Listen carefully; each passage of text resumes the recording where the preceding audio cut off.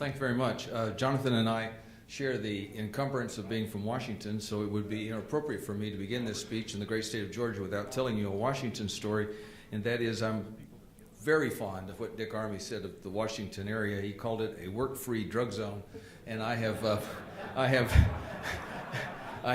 strong evidence of that being true. And I'm also very fond of what a former mayor of ours, Marion Barry, once said, that it was a very safe city to live in as long as you did not count the homicides. That was an actual statement.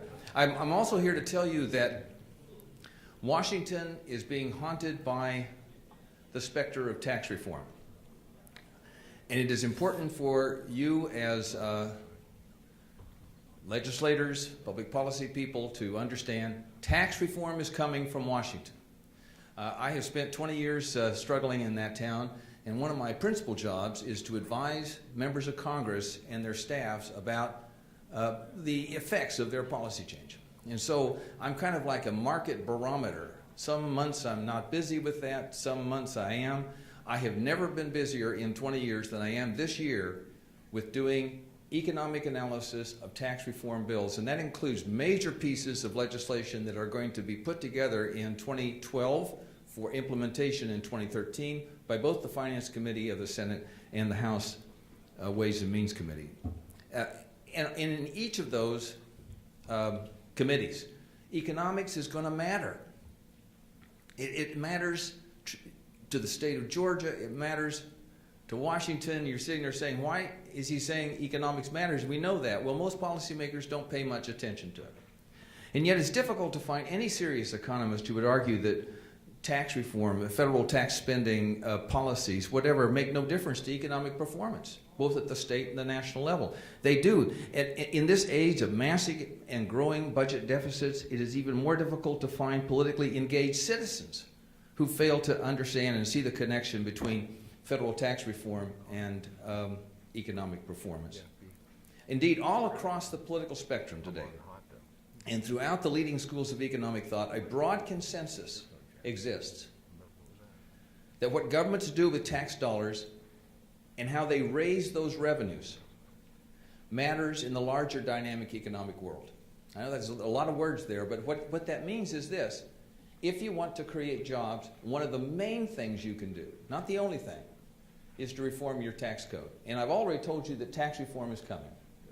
Why should a state like Georgia be concerned about the fact that federal government tax reform is coming? Do you know how much of your tax code is dependent on the way tax concepts are defined at the federal level? Huge amount. I'll tell you the story in just a few minutes because I'm going to do this in 5 or 6 minutes when I wrap up about 1986. But keep in mind that if you do nothing today, absolutely nothing, that in 2013 you will get tax reform. And it will come to you from the federal government, and you will have no choice but to comply unless you want to decouple from the federal system entirely. It's crucial that you use economic models in all of this, and we were very, very, very pleased to help Chris with this wonderful new model that she's rolling out on the internet, because economic models organize the really complex data that's out there and the complex economic theory. They put it in front of you, and you can kind of work through it then in an organized way. I'm sure I'm speaking to people with the intelligence level of Einstein in each and every one of you. But I tell you, when I look at economic data, I start to faint. It is so big. It is so awesome. So we use economic models to do things for members of Congress. A lot of people say, "Oh, well, this is just a Republican thing. Only Republicans use economic models." Okay, here's a story. Heritage worked very closely with a gentleman from New York City called Charlie Rangel. And this was when he was the chairman of the Ways and Means Committee before we understood that he was using a lot of that to do apartment stuff in New York. Chairman Rangel wanted to know, what would it mean if we reduced the corporate tax rate from 35% to 33%? So we used our economic models, and we found that doing that would produce an additional 220,000 jobs across the United States per year. And I think he was very pleased to have that result. He immediately then said, and then what would it mean if I raised taxes on capital gains? And of course, it wiped all of that out. But anyway, it was positive for a while. We also worked with Ron Wyden. Senator Wyden represents the great state of Oregon in a major tax reform proposal which he produced 2 years ago. I recommend this tax reform proposal to you emphatically because I believe that this is the one that Congress is going to follow ultimately. It reforms a lot of things without going overboard, and that's usually what Congress does. Okay, so he reduces tax rates, he brings the corporate rate down to 28%, he simplifies the code, he raises taxes a little bit on cap gains, he goes to a territorial system, on and on and on. What does it do? The federal deficit would be on average $61 billion lower per year. That is, when he's reducing tax rate, he actually is increasing the economic activity. More taxes are coming out of a stronger economy. The nation's debt to GDP ratio, right now we've got about a public sector debt of around 70% of GDP, 90% if you count interagency debt. That's awful, ladies and gentlemen. That's killing us right and left. It would actually be 3.9 percentage points lower by the end of 2020. That's a movement in the right direction. An average family of four would have $4,000 more in disposable income.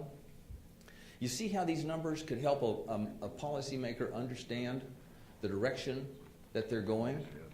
There would be 2.3 million more jobs per year under this Democrat's tax reform proposal. And it really is strange for Heritage to be standing up here saying this Democrat's tax reform proposal. But anyway, it's a pretty good proposal.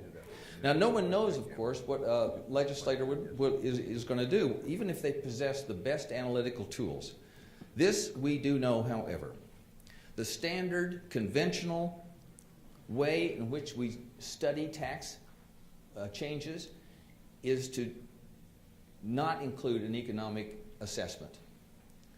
All right, so let's say that your income falls by 25%. And you're sitting there at the kitchen table, and your wife or your husband says, well, what's the consequences of that? And you say, well, it's nothing, not much. It's just 25% less in income. All right, that's called static analysis. It doesn't include anything about the kids' violin lessons, about how angry your neighbors are going to be when your grass becomes 4 feet tall, none of that. And yet that's the way we do things in Washington. We have a decrease in taxes or an increase in taxes without any thought about the economy, any thought at all. Well, that, of course, is the wrong way to do that, because in the real world, we know that businesses and consumers will respond to tax cuts and tax hikes in fairly predictable ways. Tax cuts spur investment, they spur hiring, they increase payroll taxes, and tax increases go the opposite direction. Okay, in the 1960s, when President Kennedy had this plan to reduce the top marginal tax rate from 91% to 70%, these effects occurred. We had huge productivity. But even at 70%, as a teenager in the 1960s, you can see I'm well over 35 years of age, I was carrying 2 bags of golf clubs every Thursday at the country club and earning $20 per bag for 18 holes, because on Thursdays, the upper income males in the city of Wichita where I was living did not work.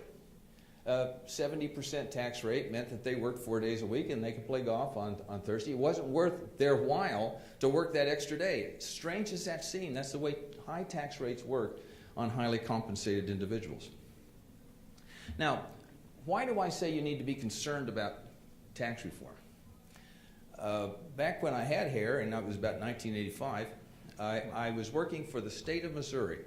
I was a young Turk economist working in the governor's office on revenue planning. I thought I was the most powerful person in the entire world because I got to sit back at the back of the room and take notes when the governor was having his morning meeting. So this is all inside information. We knew that the feds were working on tax reform in 1985. Our legislative people kept telling us, they're doing tax reform.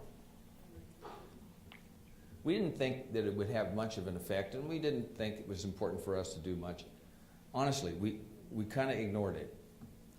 And then, in November of 1986, after the election, President Reagan and Tip O'Neill got their heads together